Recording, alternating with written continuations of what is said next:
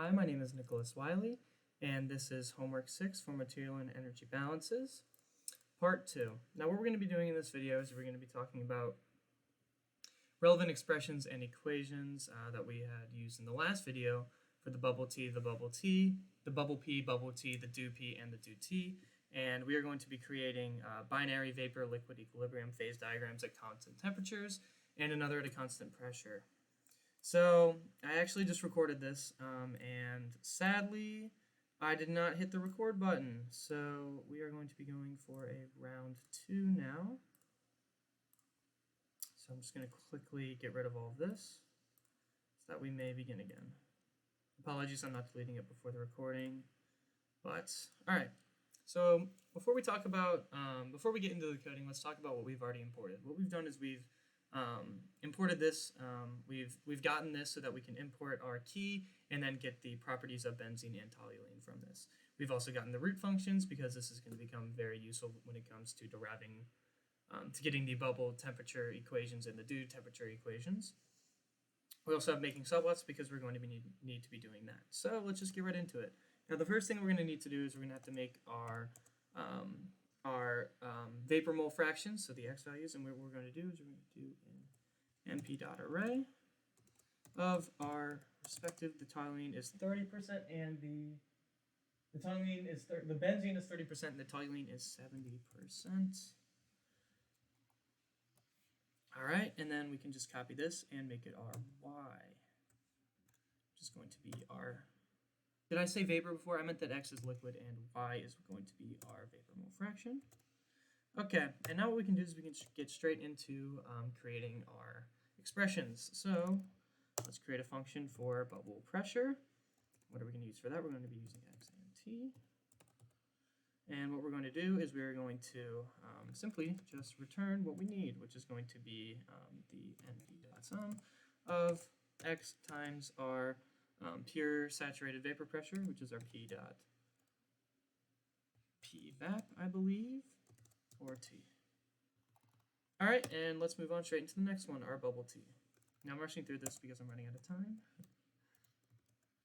I deeply apologize, but we're just going to keep plugging and chugging through this. So, as I mentioned before, what we're going to need to do is we're going to need to use the root functions for the bubble T and do T. Why is this? It's because we have this giant expression right here. It would be very hard for us to unpack and really get it to be TB equals. So what we're going to do is, this used to be an equals, P is equal to this, but what we can do is we can just subtract these, and this is going to give us our equation that we're going to drive to 0. So let's just get right into it. Now for that, we're going to need to define an inert function, which we can just call an equation V. What are we going to get from this? We're going to have that T is equal to 0. And we're going to return what we're going to be driving to 0, which is going to be our BP, which is pretty much what all of this nonsense is right here. It's simply just our PSAT value. That's what this is unpacked. So what we're going to do is our BP of x comma t, I believe. Our bubble pressure of x comma t. And what we're going to do is we're going to subtract p from that.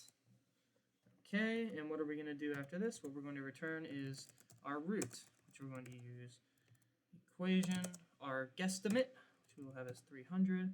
What we're going to do is we're going to draw out that x value, which is our 0.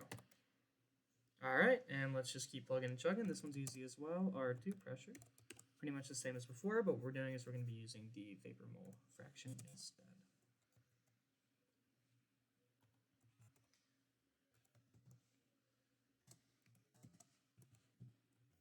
And we're just looking at the equation on the right for this. np.sum of y divided by p.pvap given temperature. Okay. Perfect, and now we're going to do the same thing for our do pressure. As we did above, we're going to use x and do temperature, rather. X and our p-value. As this is being held constant, what we're going to do is we're going to find another function. We'll do capital. I believe that this should be different. Let's do the same thing. T is going to be equal to b of 0, v of 0. I get that a few times and I never know what it means. What we're going to do is return what we did above. So we had the bp x of t minus p. So what we're going to do is the dp y of t. I believe I had y up there, yes. Minus p, which is what we know. And what we're going to do is we're going to drive this to 0 using the root solver. Well, we're driving that to 0, the return function above, using the root solver for dp, nope, eq, our guesstimate, and we're going to draw out that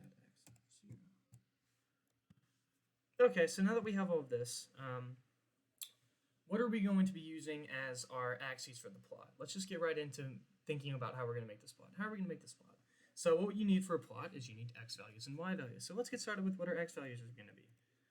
x1 is going to be equal to, I believe that it's going to be equal to, oh yeah, we'll do evenly spaced, np.len space, evenly spaced, okay, I'm getting a little bit too ahead of myself. x1 is going to be the first part of this array right here, benzene. x2, which we're going to use, is going to be toluene. So what we're going to do is we're going to create an array. We're going to create these x values between 0, which is when there's no benzene, versus when there is 1, which means all benzene, when it's 100% of the mixture. And then we're going to do 11 different spaces so that they're evenly spaced. And then simply all we have to do is x2 is equal to 1 minus x1. And I do believe that we're actually ready to start to move on to making these. Now we have that our x values, which we're going to need for the plot. So let's get right into what we're going to need for the values for each of the bubble pressure, bubble temperature, dew pressure, and dew temperature. So let's just keep going. So we have that, the bubble pressure. What we're going to do is, just like we had the x one, we're going to change up, rather than just say BP, we're going to call it LBP for the list of BP. And this is going to be equal to, I believe that it's going to be equal to, now that we have those values, it's going to be equal to, is it an array? Is it an np.array? Actually, before we do this, what we need to talk about is that what it says in this problem is that we are going to be making a constant temperature and a constant pressure, two different binary vapor liquid equilibrium phase diagrams.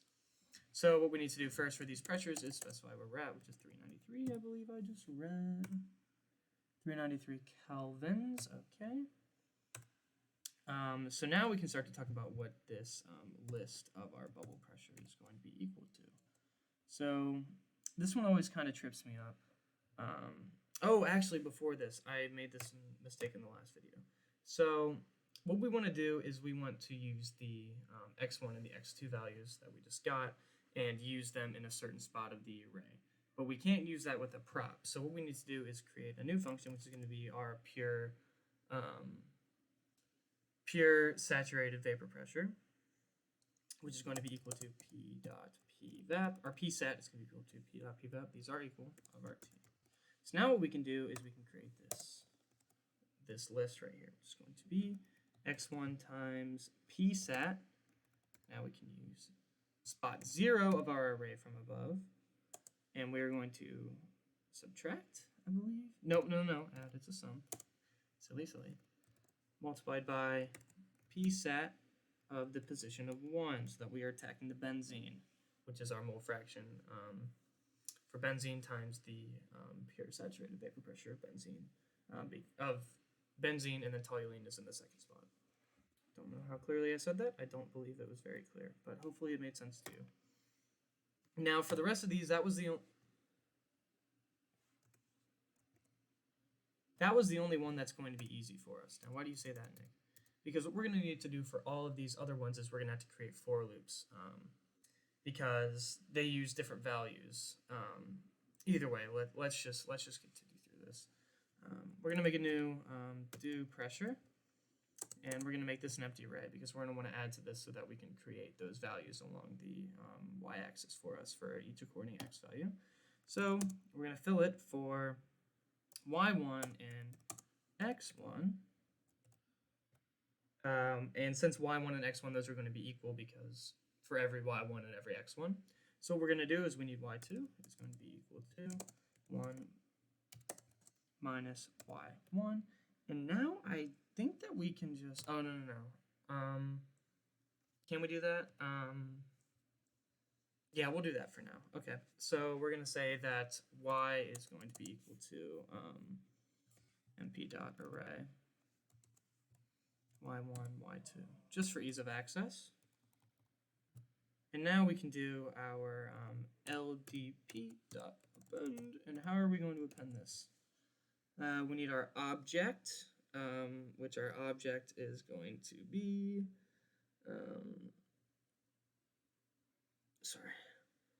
since we're using the dew pressure, we're going to use our new y to get those values. So before we could get it for any value, but here we want to get it for specific values. And now that we've created this array for y, we're going to be given back an array that we can use to plot. Okay. And I do believe that this is not going to work. Not going to work. LBP is equal to x. Well, at least it's an easy mistake this time. Last time I thought I was recording, it was just me staring for about 5 minutes. Ah, there we go. Okay, so now we have all that. Rather than graphing, I think that what we're going to do is we're just going to go through the code for the rest rather than discuss the graph. So let's continue. Now we're going to be held at a constant pressure, which that constant pressure is 150 kilopascals. 150 kilopascals. All right. So now what we can do is, just like before, we're going to have these empty lists. Bubble temperature. We'll actually do both of these at the same time, which is going to be very snazzy, very nice. So we're going to make another for loop, and we're going to call this Z instead.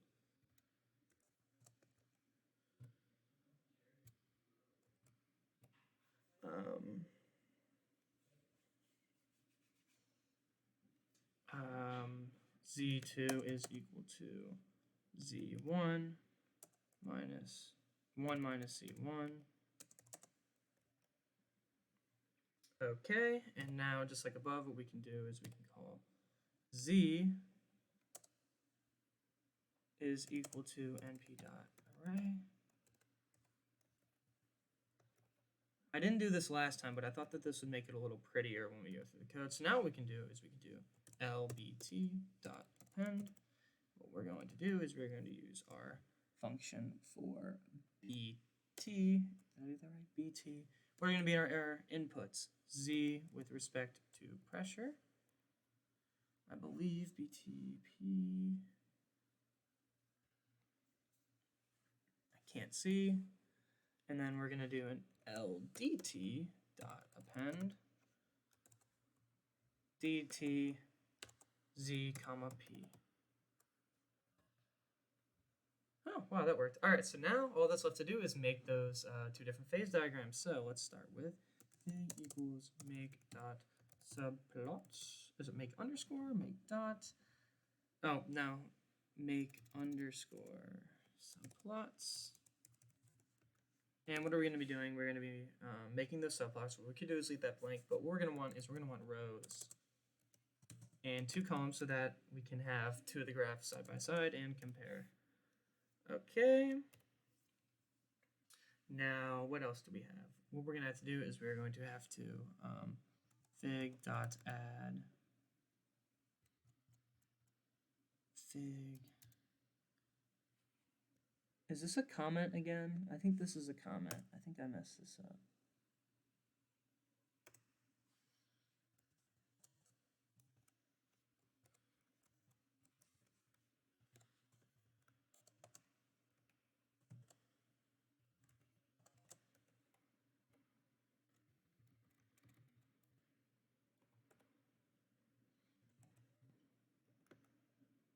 Why is this not working now? Oh. Speak of the devil. Now, once we do one of these, we can do all of them. So we'll start with the bubble pressure. X1 is going to equal LBP. What else do we need? Rows equals 1. Nope, row equals 1. Con equals 1. Name is going to equal BP.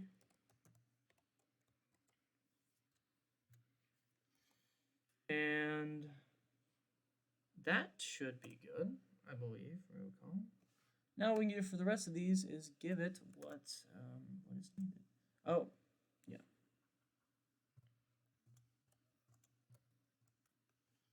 Now I believe we're going to need to use Z1 and actually we can use X1 for all of these because it's pretty much the exact same. We just need to use it for calculations.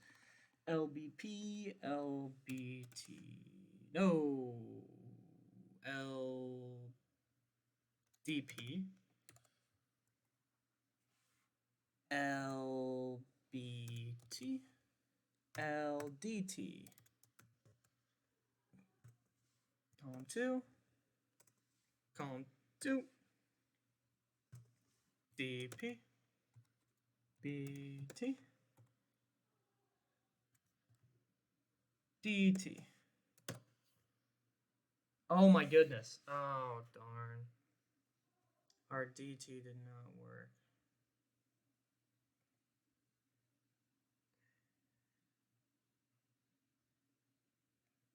Oh, it's supposed to be, I had this correct before, it was right here. I must have made an issue with my DT up here.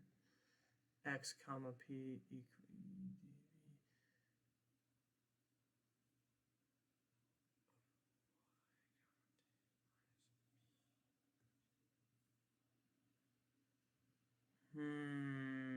and that's our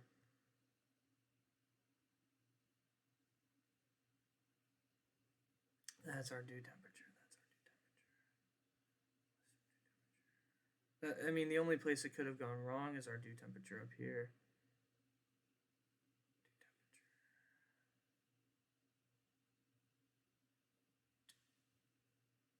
Due temperature is equal to dP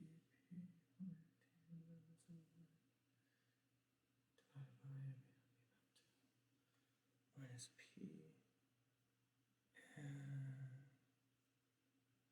Yeah, that's right.